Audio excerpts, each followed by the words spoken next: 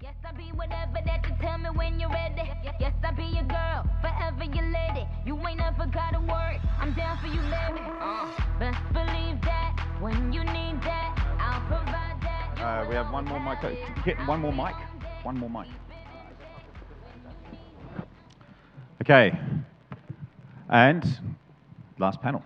Right. I'm going to leave you both to it. If you both got mics, here you go. You can grab that. And you guys, off you go. Do the introduction. Go. Sure. Sorry there's no break, but welcome. My name is Jonathan Cheng. I'm a reporter here covering tech for the Wall Street Journal.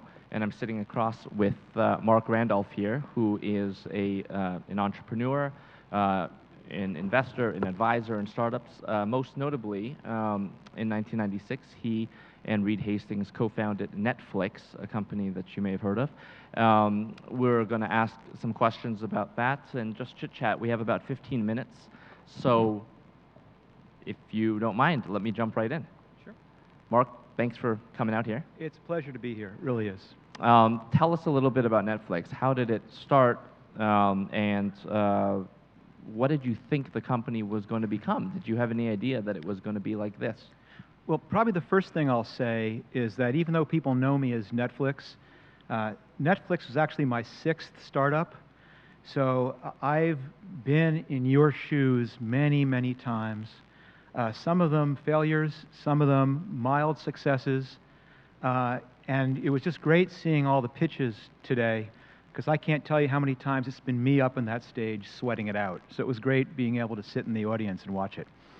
I had no idea that Netflix would become what it is now. To me, it was just another startup. I had been fired from a job, but I was fired in the good way, where they say, you don't need to come to work, but start 6 months from now. We want you to stick around. And I said, I'm going to use that time to start a company. And Reed Hastings and I would drive back and forth to work in a car together and brainstorm ideas, and came up with hundreds of them. And I would go to my office and I'd spend the day trying to figure out, was it a good idea, was it a bad idea? And one of the ideas was video. And all of a sudden we read about a new technology called DVD and realized that we might be able to actually deliver video by mail, which was a very, very strange idea. And I distinctly remember actually Reed and I going and buying a used CD and then buying a small gift envelope and putting the CD in the envelope and walking up the steps of the post office and mailing that CD to Reed's house. And when it arrived at his house the next day, that was the point we said, wow, this actually might work. And looking back on it now, 1996 to 2015, that's almost 20 years.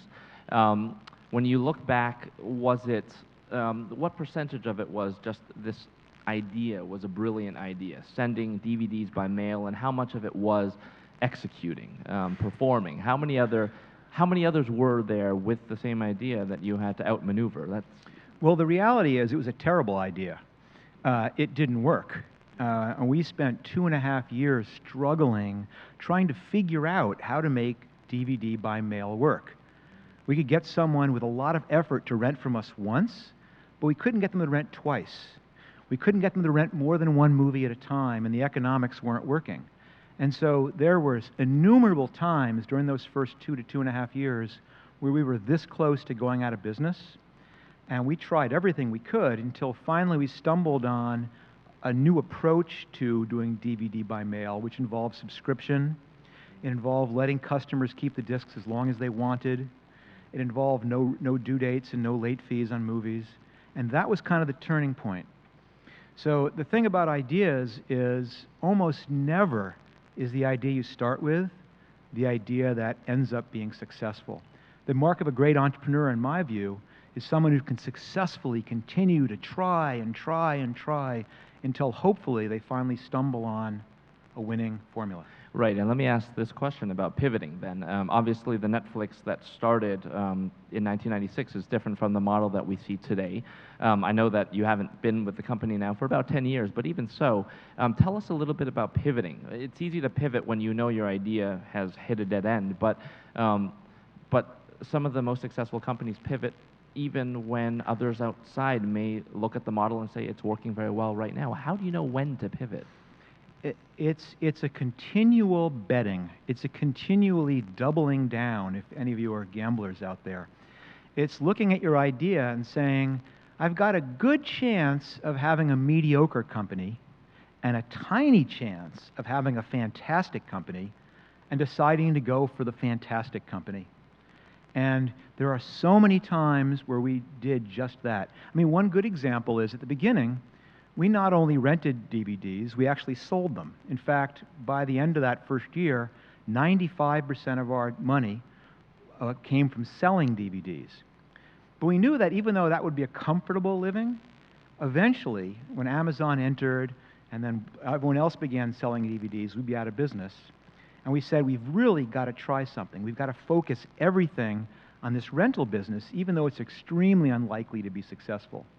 And walking away from all of your revenue to bet it all on this totally unproven thing takes tremendous courage. And as a young CEO, I mean, that was one of the hardest things I did.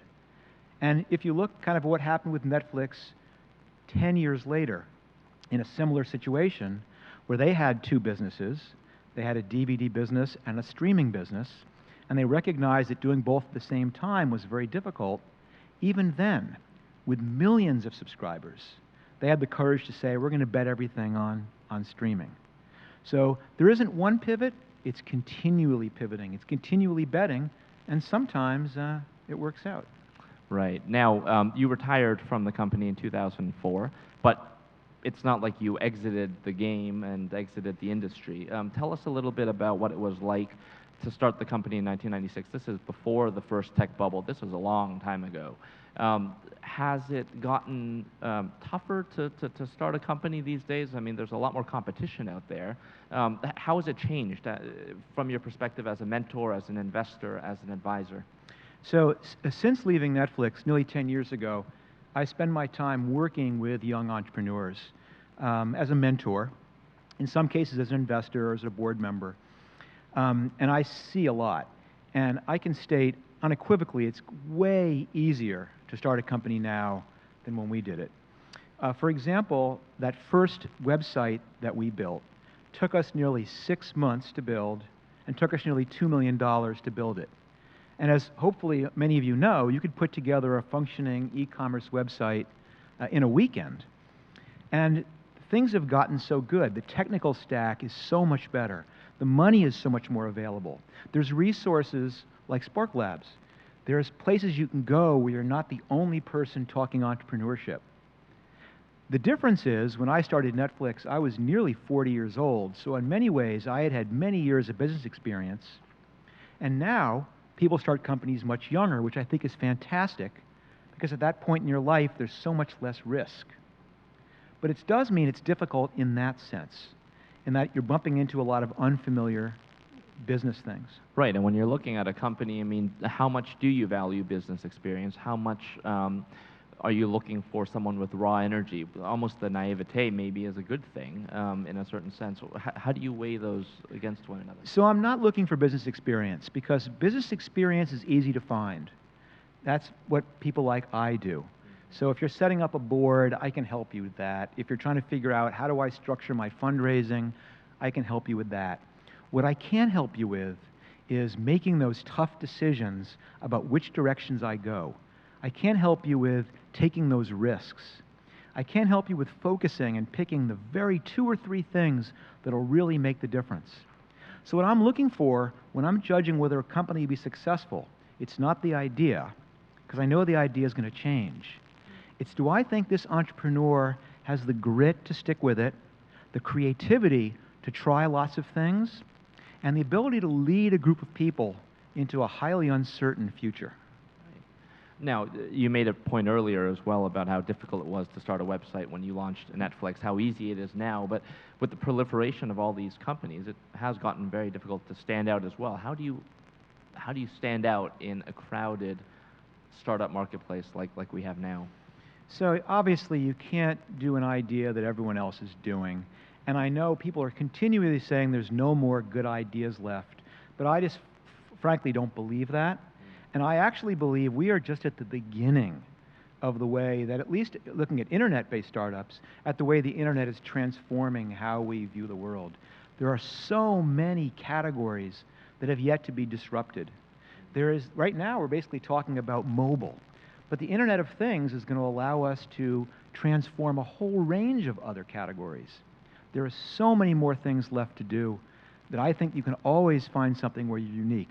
I think one of the tricks, especially if you're a younger entrepreneur, is not to try and change the world. I mean, you are not going to cure malaria. You're not going to cure literacy in Africa. But you can find something that you know, something you understand. And you can absolutely make a difference in those areas. And just looking back again at Netflix, was there a secret ingredient? What was the best decision you think that helped propel this idea and take it to that next level? Well, I often say there's two smart things I did. The first one is getting out of the way and letting Reed Hastings carry the company after I left as CEO, because he's done a phenomenal job, way better than I could have done now that the company's the scale it is. But I think the smartest thing that we really did was recognize early on that this company was not going to be about how the movie was delivered. Originally, we could have said it's the best way to ship plastic to your house.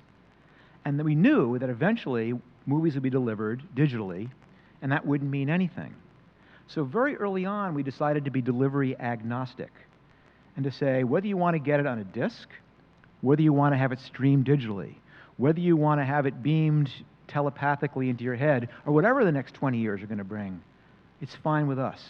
We're going to make this company stand for finding entertainment that you want to watch, which is why we made that huge investment in personalization, which is why we built this entire company about content. And I think looking back, nearly 7 or 8 years before streaming began, that we were already thinking about how to position the company for a world we knew was going to come was probably the smartest thing that we did. And the biggest challenge, any curveballs that came your way that you can recall? Certainly one of the big curveballs is you're fighting a lot of entrenched competitors, and they have a tremendous market power. You may not be familiar, in the United States there's a video rental company called Blockbuster, and they are immense. And we were tiny. And they're always coming after you. They load up their prices on you. They were continually nibbling away at us. That was always a challenge, which we did not handle too well. But ultimately, Netflix is thriving and Blockbuster is no more. So how can you walk us through that process a little bit? Or? It was actually quite satisfying an outcome. Because genuinely, early on, when there's only 20 or 30 employees, and you have a company meeting and you announce that, hey, we just did $200,000 this month, and Blockbuster did $20 million or $100 million, it's just this incredible overhang.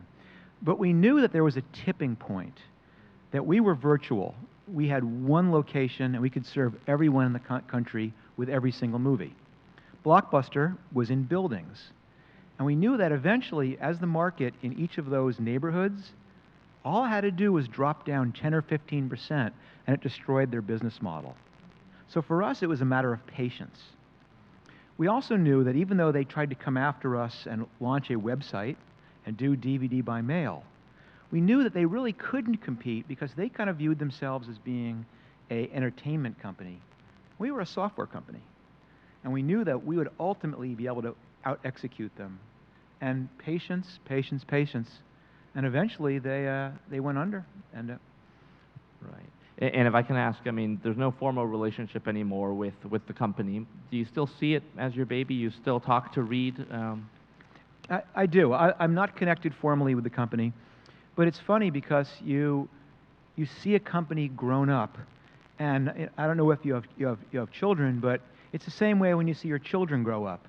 They're making decisions entirely on their own. They're going in directions you never expected, but you still see elements of them that came from you. And I certainly see big pieces of Netflix that came from me. A lot of the analytical nature, a lot of the culture of the company. You can see these things that all came from how Reed and I worked together. It's almost like I say that Netflix has my nose or has my cheeks. Well, good. I think time is Wow. ticking down here, but this was great to chat. And any quick thoughts on the Korea scene from what you can glean? I know this is your first time here in the country. No, I'm actually, I am new to the country. I'm actually very excited by what I've seen. Certainly what I've seen today and seeing the size of this crowd here. I do events all over the world, and I can say this is actually one of the more vibrant events that I've seen for a startup community. I mean, certainly there's a long way to go. It takes a long time to develop that culture of risk-taking, where not only is you have the culture of risk-taking, but the bank has to have that culture. Your landlord has to have that culture. Your employees and your employees' parents have to have that culture. And that takes a while. But I'm very encouraged by what I've seen so far, and I do encourage everybody here, you just have to do it. One day of doing it is better than a year of thinking about it. So if you have a great idea, don't let something stop you. All right. Well, let's give Marc a hand. Thank him for coming out and speaking to us. Okay. I'll be right back.